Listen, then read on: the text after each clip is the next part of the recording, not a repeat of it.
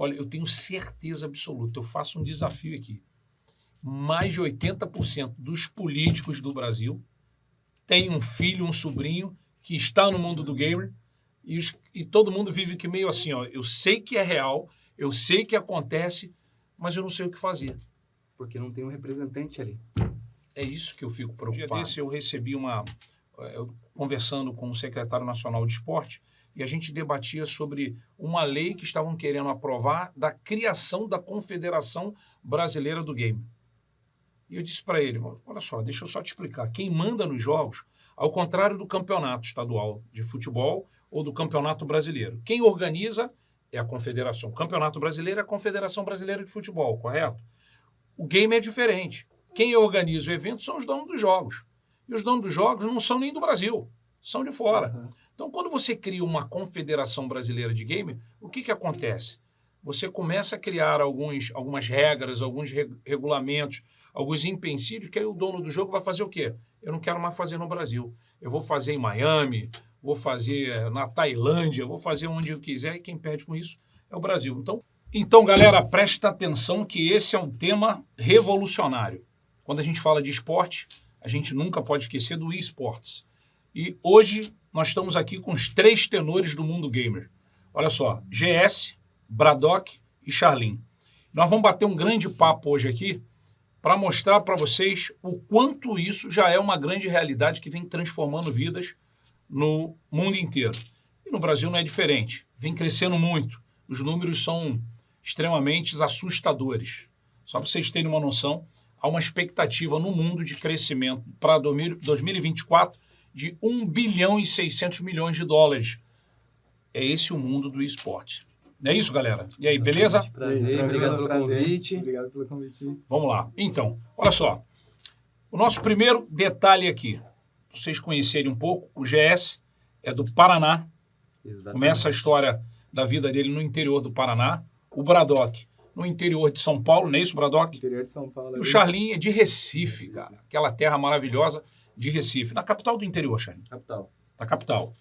E é natural de que o gamer mudou completamente a vida deles, não é isso? Exatamente. E aí, Jess, fala um pouquinho do que o gamer fez na sua vida. Eu acho que o gamer, na verdade, ele mudou não só a minha vida, como está mudando de muitas pessoas hoje em dia, né? Se expandiu de uma forma totalmente gigante, que está abrindo portas para outras pessoas. Sim. E isso é uma coisa que a gente não via antes. E agora está expandindo e eu sou muito grato, muito feliz por estar nesse mundo do gamer. Se não fosse o gamer, o que você seria? É uma pergunta bem complexa, porque eu estava até comentando pro Bradock e pro Charin esses dias que eu tinha um sonho, né, de ser policial quando eu crescesse, né? Legal. Mas entrou esse caminho e a gente abraçou. E aí estamos aí. E transformou muito a sua vida. Sim. E tu, Bradock? Eu comecei no game ali desde pequenininho, vivia acompanhando o cenário que já existia ali lá pro lado de 2015, anos 2015, assim. Ficava jogando. E vendo que aquilo era uma coisa que ia crescer e expandir muito. Legal. Aí eu investi naquilo, fui focado. E trabalhava durante a tarde, à noite chegava, jogava, tudo mais. E quando chegou a oportunidade de começar a crescer nesse mundo game, tudo, foi uma coisa extraordinária. Aí, hoje em dia, o game dá porta de emprego para muitas pessoas. Tipo, tá uma coisa absurda e só vem crescendo cada vez mais. Sim. E tu, Charlin? Mano, então, foi como o Bradock também. Comecei a jogar há muito tempo, desde novinho, já jogava videogame, esse negócio. E aí, quando entrei, assim, na parte do Free Fire, e era um tempo, assim, que o cenário gamer tava crescendo ainda, né? Aí, hoje em dia tá total estourado, mas foi uma coisa que realmente eu não pensei nem acreditei na proporção que poderia tomar, né? E hoje ele tá aqui, né? Eu saí de Recife, tô morando agora em São Paulo, então mudou totalmente a minha vida. É verdade. E tem uma coisa interessante, gente, assim, muita gente não conhece ainda o mundo do eSports e ainda não sabe o quanto esses caras são hiper profissionais. Então, recentemente eu tive um debate com uma autoridade política e ele disse que o pessoal do eSports não era um atleta. Você não sabe o quanto eles se preparam, o quanto eles treinam e, assim, o quanto uma competição, seja lá qual ela for deste mundo, é tão investida. Eles investem muito e o retorno, sem dúvida nenhuma, tem que ser muito. Ao ponto de esse debate, essa autoridade chegou a dizer para mim o seguinte, olha, isso é hiperagressivo e tem mais. As mulheres, muitas das vezes, são esculachadas. Só para vocês terem uma ideia, a gente conversou sobre isso também, os donos dos jogos, inclusive, têm um regulamento que se você não cumprir aquilo ali, você é banido e nunca mais volta a jogar aquele jogo. Não é isso, gente? Uhum. Não é verdade? Então, deixa eu contar uma outra coisa para vocês aqui. Ó. Aqui no estado do Rio de Janeiro, a gente tem uma lei chamada Lei de Incentivo ao Esporte. Essa lei ela é um grande exemplo para o Brasil. A gente recebe aqui constantemente algo em torno de 8 a 10 secretários de Estado para estudar a nossa lei. É uma lei que incentiva muito.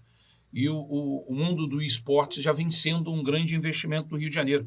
O Estado do Rio aposta muito nisso. Né? A gente tem a lei de incentivo ajudando o pessoal do Afro-Reg, né? Que é o Afro-Game, como eles chamam. A gente fez um grande evento agora na Cruzada e outros grandes eventos. Mas a nossa grande missão agora, o nosso grande desafio, é uma proposta do atual governador, é uma ideia nossa, é construir a primeira arena game do estado do Rio de Janeiro. O que isso faz de diferença para esse cenário atual do mundo do esporte, hein, Jess? Simples, vai abrir portas para todo mundo que quer entrar nesse cenário gamer, que quer ter um espacinho ali e vai dar oportunidade nova para as pessoas, né? E não tem ainda no Brasil. Já teve uma arena aqui, mas em São Paulo, que eu moro em São Paulo, porque não sabe, eu sou de São Paulo, e teve uma arena, mas a arena foi fechada e agora... Como eu tô pensando? E agora, se tiver essa arena aqui no Rio de Janeiro, se tiver, vai ser muito bom. Vai dar oportunidade para as pessoas que querem entrar nesse caminho, nesse segmento. Então, vai ser uma parada bem legal. Você acha, Bradock, que com a Arena Gamer, as grandes empresas, os grandes investidores nos campeonatos, nas competições, por exemplo, aqui no Rio de Janeiro tem o Game XP, só que não é uma arena própria. Eles utilizam a arena e faz toda uma mobilização.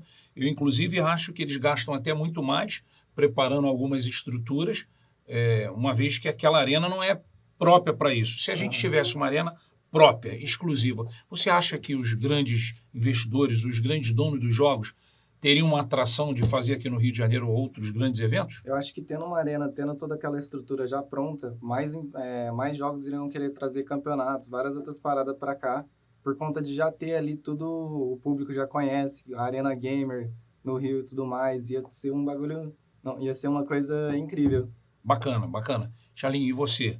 Eu acho que é uma ideia muito boa, porque que nem eu joguei uma competição aqui, foi em 2019 e 2020, foi o final do Mundial, que foi aqui no Rio de Janeiro também. Jogou aonde? Acho que foi na Arena Carioca, se não me engano. Ah, sim. Aí, aquela coisa, né? A estrutura é muito diferente, então teve que ser montado palco, tudo dentro da arena e tudo. Então ter um espaço especialmente para isso, acho que muda muito. Muda, cria tanta oportunidade para quem é gamer e para quem não é. E você cria também aquele foco ali, né? Nossa, o Rio de Janeiro, sei lá, é a capital do gamer no Brasil. Sim, bacana que é o seguinte, a gente tem uma pegada aqui muito forte do turismo desportivo, né? São aqueles grandes eventos de esporte que acontecem no estado do Rio de Janeiro e vem turista de tudo quanto é canto. Por exemplo, a gente fez aqui agora, recentemente, a Stock Car. Nem autódromo a gente tem mais. O autódromo foi, algum tempo atrás, demolido, e aí onde hoje foi construído, hoje tem lá o Parque Olímpico, mas a gente não construiu outro autódromo. Mas não foi por conta disso que nós deixamos de fazer. Eu era secretário de esporte, a gente pegou ali aquela base aérea ali do Galeão e montou um traçado e fez um evento ali da Stock Car. Arrecadou aproximadamente 45 milhões em 4 dias de evento. Então, você vê que até isso, os eventos esportivos, eles são, de uma certa forma, muito benéfico para a economia do Estado. Então, a nossa grande expectativa é quando a gente cria essa arena, a gente poder trazer também não só o desenvolvimento da modalidade esportiva, mas principalmente os investimentos para que esses investimentos eles sejam aplicados literalmente na modalidade, que é o esportes. E assim, é uma coisa que a gente busca sempre. Agora, você vê uma coisa assim, essa arena, a nossa ideia dessa arena é que a gente tem aqui, por exemplo, estúdios, para que seja nesta arena utilizado para fazer gravações, né? E hoje você vê que os digitais influencers, né, que a gente acompanha, tem sempre um cenário bacana. Eu acho que é muito legal quando ele... gente, hoje eu estou fazendo daqui da Arena Gamer do Rio de Janeiro, essa transmissão, enfim, essa live. Eu acho que isso é muito legal. Além disso, Por exemplo, o Afrogamer, que fica em Vigário Geral, eles hoje usam a modalidade esportiva para fazer os profissionais. Eles formam, inclusive, crianças, jovens, formam curso de inglês, espanhol, mas para atuar dentro do segmento, programador e etc. e tal. Como é que a gente vê essa possibilidade de quando você tem, assim, tipo no futebol, a gente fazendo uma associação ao futebol, a gente tem o Maracanã. O Maracanã Imenso, gigante. é uma coisa excepcional, né? Todo mundo quer jogar, ou então todo mundo quer conhecer o Maracanã. Quando a gente tem uma arena gamer no estado do Rio de Janeiro, que a gente tem algumas maravilhas, você tem a competição e todo mundo que vem de fora para competir aqui acaba aproveitando o Rio de Janeiro.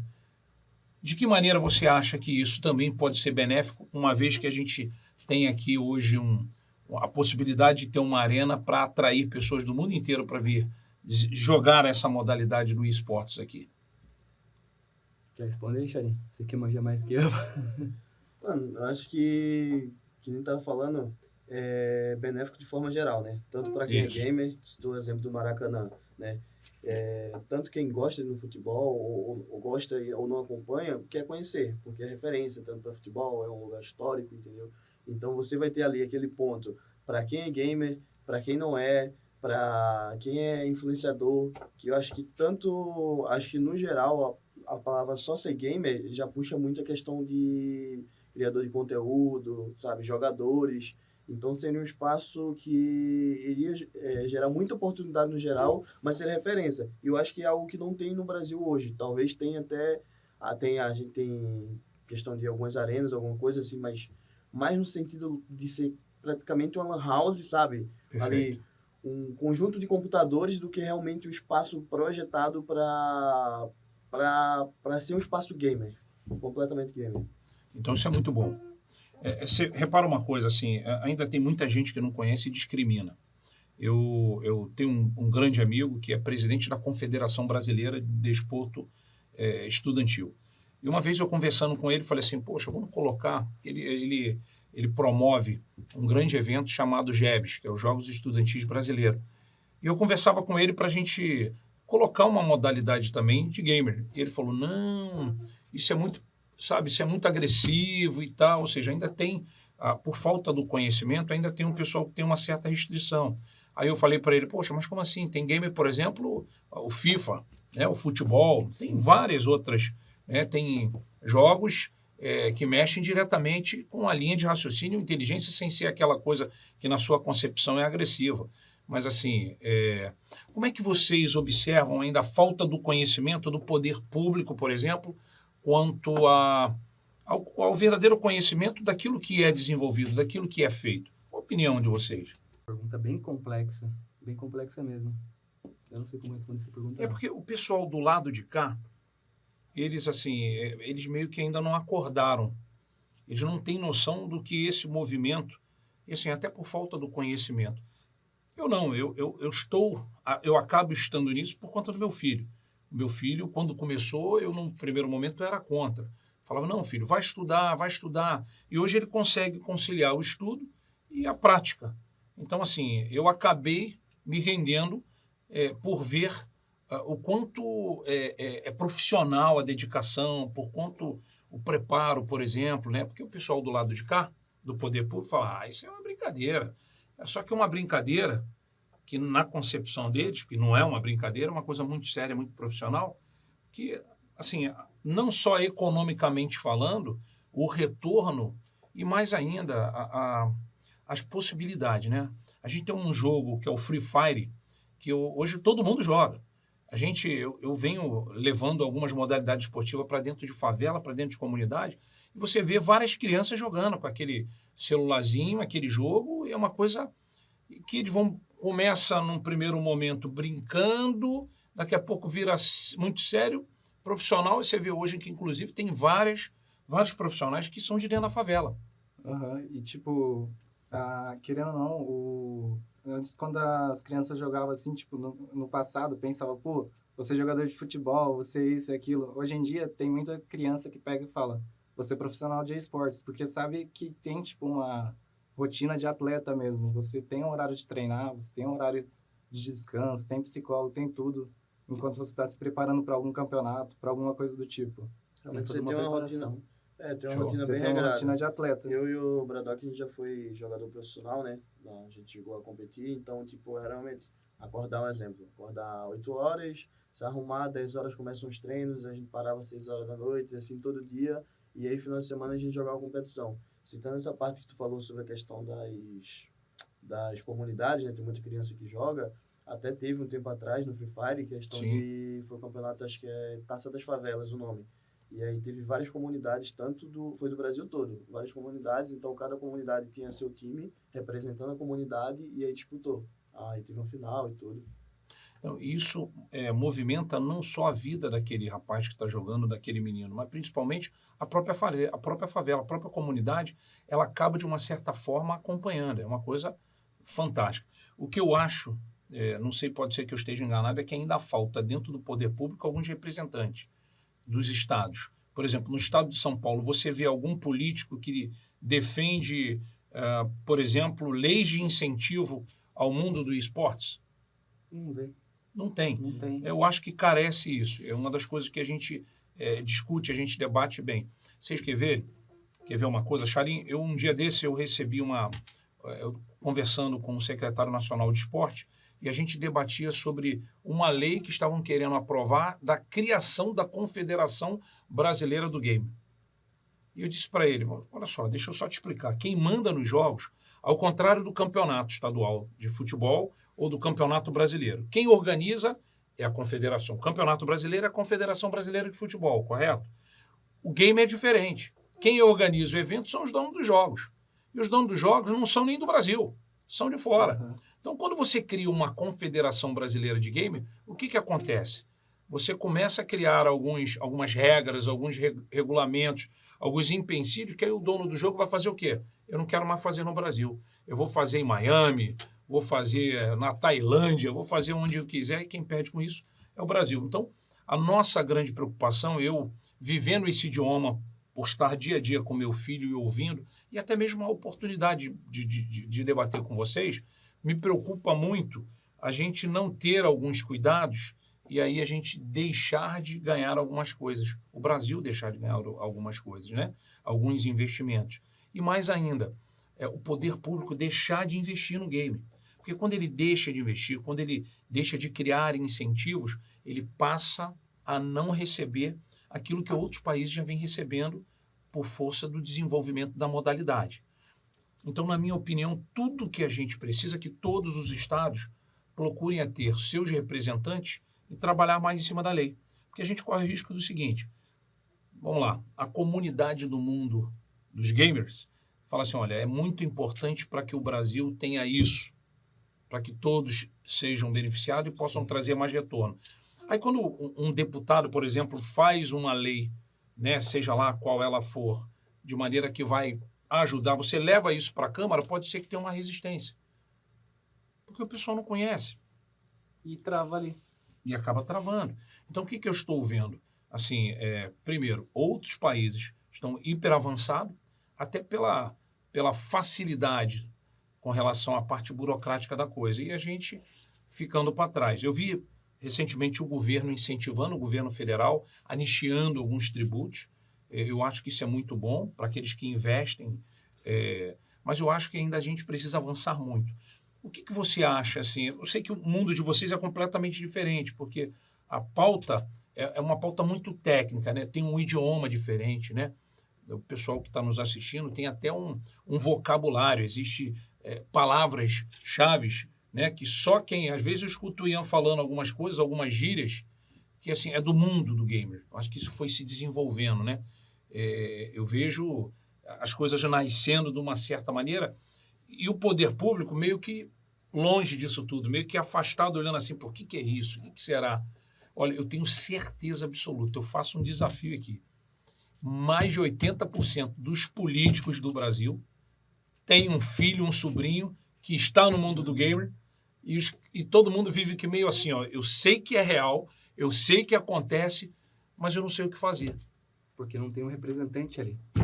É isso que eu fico preocupado. É isso, porque eu tenho certeza absoluta que a gente pode avançar, crescer cada vez mais. O que vocês acham, hein, Charim? Assim, o que falta na política para a gente crescer mais como mundo do gamer no Brasil? Ou você acha que tá maravilhoso, tá beleza, tá tudo lindo? Não, acho que falta muita coisa ainda, principalmente da parte que você falou, tipo, do Brasil tem uma representação para isso, sabe? Tipo, que recentemente eu viajei para Singapura, que teve uma viagem, fiz uma viagem para acompanhar um mundial que teve lá de Free Fire, entendeu? Então lá você vê que lá eles têm meio que, eu não sei se seria um preparo, mas Sim. é muito diferente para a organização desse tipo de evento, comparando ao que teve aqui, sabe? Tipo, eu acho que lá é algo que eles, sabe, vamos fazer um evento gamer. Então é algo tipo, é como se eles já soubessem como fosse fazer aquilo, porque é algo que lá acontece com mais frequência, eles sabem trabalhar melhor essa parte, entendeu?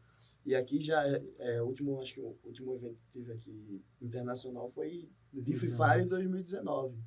Então, olha só que coisa interessante. Você foi em Singapura participar do Mundial. Neste momento, você está representando o seu país.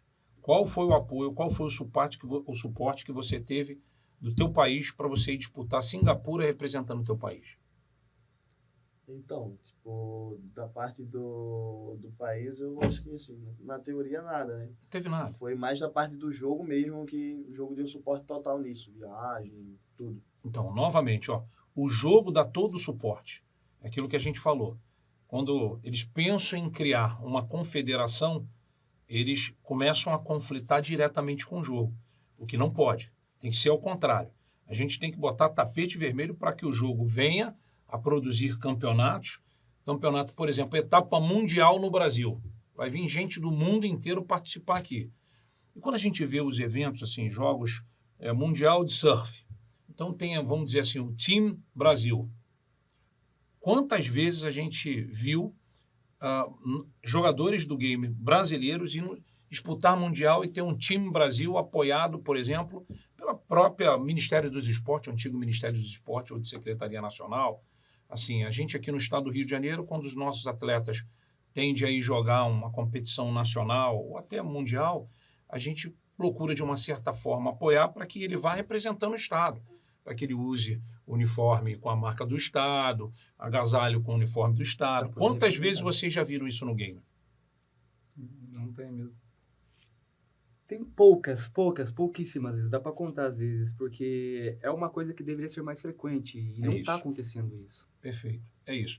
É porque eu creio que falta muito isso, a fragilidade do poder público em entender mais o segmento, de buscar mais informação do segmento. Por isso que é muito importante para a gente. Por isso que esse sonho da construção da Arena Gamer, eu sei que alguns políticos têm um certo receio por não conhecer. Aí ele pensa assim, poxa, o recurso que eu vou investir, que a gente vai investir numa construção de uma Arena Gamer, o que vai acontecer? Eu deixo de investir numa infraestrutura? Pelo contrário.